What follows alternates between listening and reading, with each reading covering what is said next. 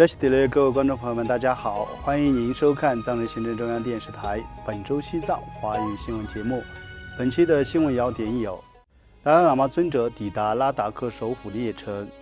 世界各地隆重庆祝达赖喇嘛尊者90华诞。达赖喇嘛尊者在第15届西藏宗教大会上重申转世制度将延续。斯政边巴次仁圆满结束对澳大利亚的访问。第3届西藏青年论坛圆满落幕，印度西藏事业核心小组年会圆满结束，驻欧洲华人事务联络官与西藏政策研究中心主任参与线上讨论会，西藏代表出席联合国人权理事会编会。下面请看详细内容。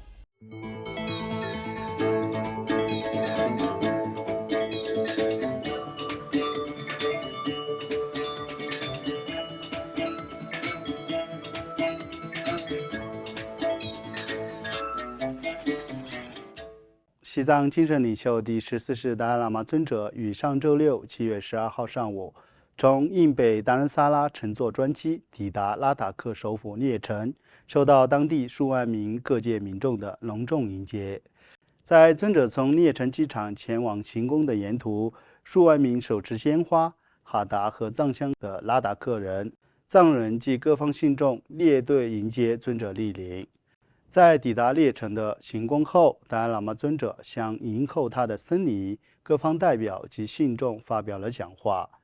尊者在讲话中强调了西藏佛教传承的无比殊胜和重要性，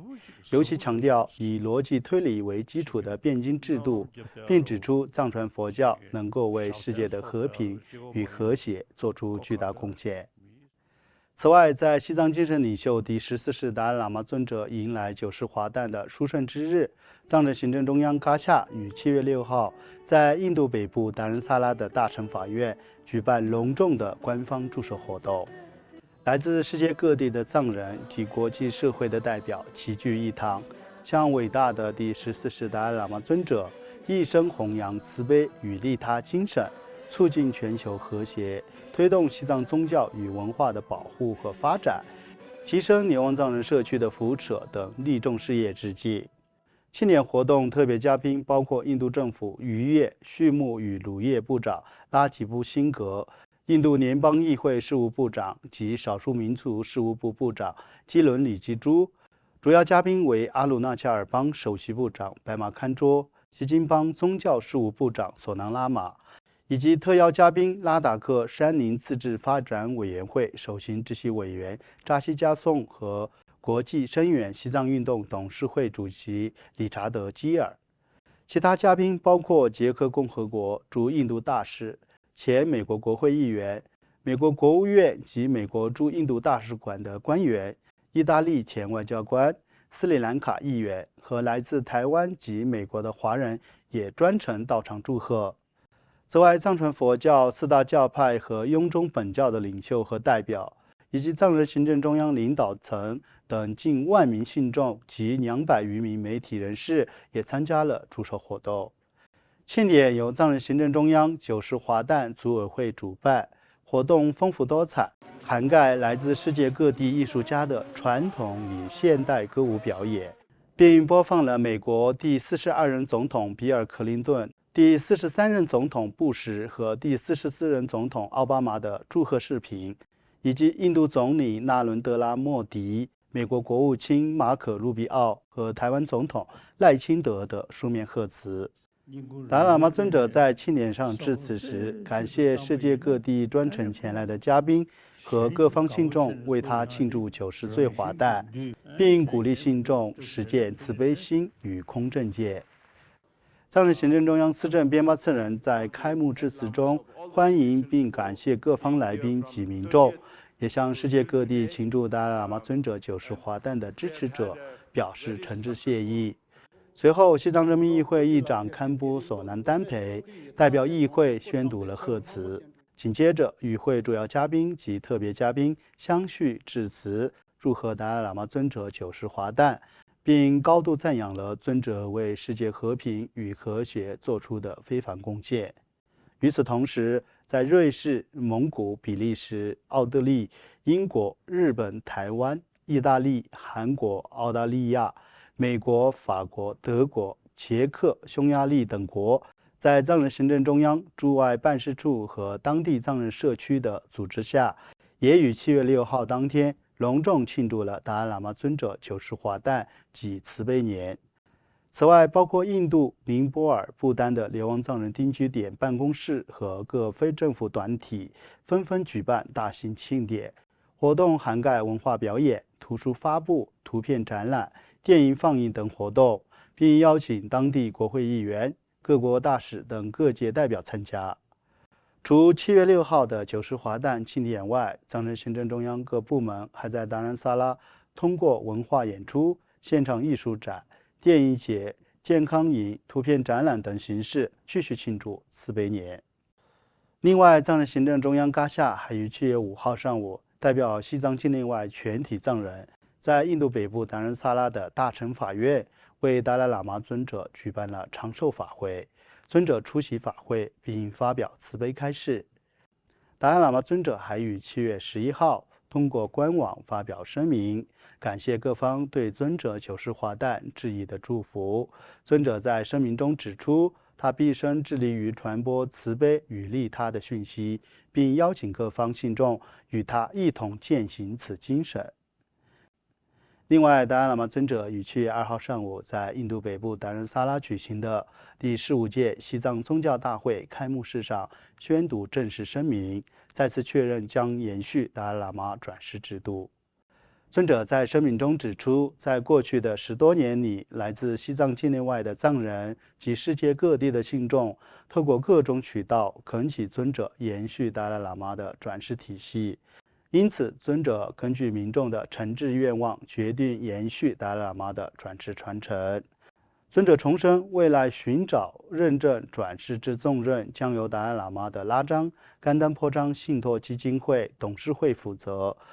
除此机制以外，任何方面皆不具备认证转世的正当性，这一原则也将永远不会改变。由藏人行政中央宗教与文化部主办的第15届西藏宗教大会于7月2号至4号在印度北部达仁萨拉召开，共有来自藏传佛教尼玛派、噶举派、萨迦派、格鲁派、觉囊派以及雍中本教和喜马拉雅地区各教派的高僧大德及寺院代表等115名喇嘛、朱姑及寺院代表出席。与会全体代表一致通过了3项决议，承诺共同努力实现达赖喇嘛尊者所期的长远愿景。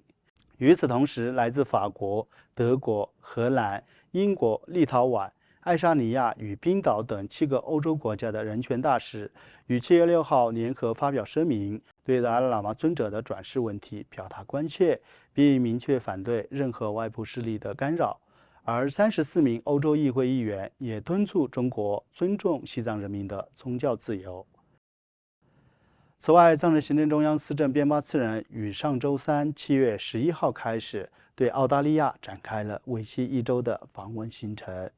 访问期间，司政边巴次仁先后对墨尔本、坎培拉、昆士兰、纽卡斯尔、南部海岸诺拉的藏人社区进行了访问，并与当地藏人民众进行会面并发表演讲。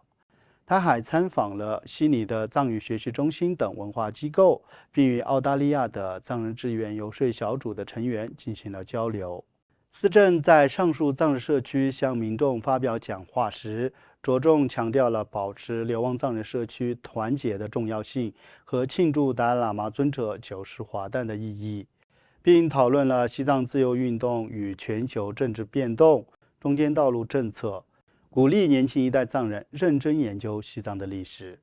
司政还出席了在新南威尔士州议会举行的达赖喇嘛尊者九世华诞庆祝活动。该活动由利兹迪普·约翰斯主持，出席嘉宾包括澳大利亚联邦议员苏菲·斯堪普斯博士和迈克尔·里根议员等多名政界、学界和知名媒体人士。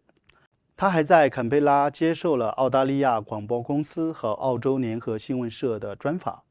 采访时点恰逢澳洲总理安东尼·阿尔巴尼斯访华前夕，因此司政呼吁澳洲总理向中方表达访问西藏的意愿，亲身体验境内藏人的处境。7月16号，司政边巴斯人抵达此次澳洲之行的最后一站墨尔本。当天，司政应邀出席了墨尔本藏人协会官方网站的启动仪式，并向当地藏人民众发表了讲话。在圆满完成对澳洲各地的一系列访问行程后，司政于本周四7月17号启程返回了印度。另外，由藏人行政中央外交与新闻部主办的第3届国际西藏青年论坛于7月3号上午在印度北部达兰萨拉正式开幕。今年的论坛汇聚了来自15个以上的国家，涵盖多种教育背景和职业领域的95名藏人青年。国际深远西藏运动董事会主席理查德·基尔、藏人行政中央前部长、西藏儿童村学校董事会前主席杰尊白马、达赖喇嘛尊者办公室秘书长洛桑钦巴等多名嘉宾出席并发表演讲。与会演讲嘉宾在致辞时强调了藏人青年应在所在国携手推动西藏自由事业，并传播至全球舞台的重要性。西藏人民议会议长堪布索南丹培及司政边巴次人也出席论坛并发表讲话，以及回答了与会者提出的各类问题。在论坛结束后，与会的34名藏人青年参加了由外交与新闻部和西藏图书与文献资料馆联合举办的为期1周的暑假澄清式项目。该项目旨在增强参与者对西藏文化及自由运动的深度理解。与此同时，总部位于印度首都新德里的印度西藏事业核心小组于上周日7月13号在藏人行政中央驻新德里办事处召开了会议。本次会议共有13名成员，即藏人行政中央驻新德里代表吉梅琼乃以及外交与新闻部助理秘书长丹增列谢出席。代表吉梅琼乃在致辞时强调了印藏关系的重要性，而丹增列谢则谈到在印度社会更加广泛地传播达赖喇嘛尊者的和平与慈悲讯息的紧迫性。此外，驻新德里代表吉梅琼乃还出席了在新德里举行的印藏合作论坛全国理事会年度大会，来自印度22个邦的超过150名执行委员出席了大会。另外，总部位于美国的非政府组织中国行动于上周五7月11号在社交媒体 X 平台上举办了一场题为达赖喇嘛尊者90大寿未来转世认证由谁定的线上讨论会，邀请藏人行政中央官员及华人学者参与讨论。特邀发言嘉宾包括藏人行政中央下属西藏政策研究中心主任达瓦才仁，以及藏人行政中央驻欧洲华人事务联络官桑杰嘉，来自中国的汉族僧人以及华语青年挺藏会的代表。在讨论会期间，西藏政策研究中心主任达瓦才仁详细阐述了达赖喇嘛尊者关于转世问题的立场与公开声明，而驻欧洲华人事务联络官桑杰嘉对中国政府在2个联合国编会中所宣扬的叙述进行了驳斥，指出中国关于北京具有转世合法权利以及第14世达赖喇嘛是中国中央政府确认的言论皆为荒谬说法。请继续收看本期节目的最后一则消息。藏人行政中央驻日内瓦代表赤列曲吉、第17届西藏人民议会议员多杰次丹和来自加拿大的人权活动家齐美拉姆于近日与来自27个国家的与会者一同参加了联合国人权理事会第59届会议期间举行的编会。代表赤列曲吉在会议上针对藏传佛教以宗教信仰自由问题发言，并与联合国人权事务高级专员办事处的代表、特别报告员举行了为期2天的闭门会谈。他还在日内瓦举行的理解与抵制跨国压迫的小组讨论会上发言，指出藏人在全球范围内被中国政府监控的严峻现实，甚至在以安全著称的瑞士也未能幸免。观众朋友们，以上就是本期节目的全部内容。欲了解更多有关西藏境内外的讯息，请登录屏幕下方的网址。感谢大家的收看，我们下期节目再会。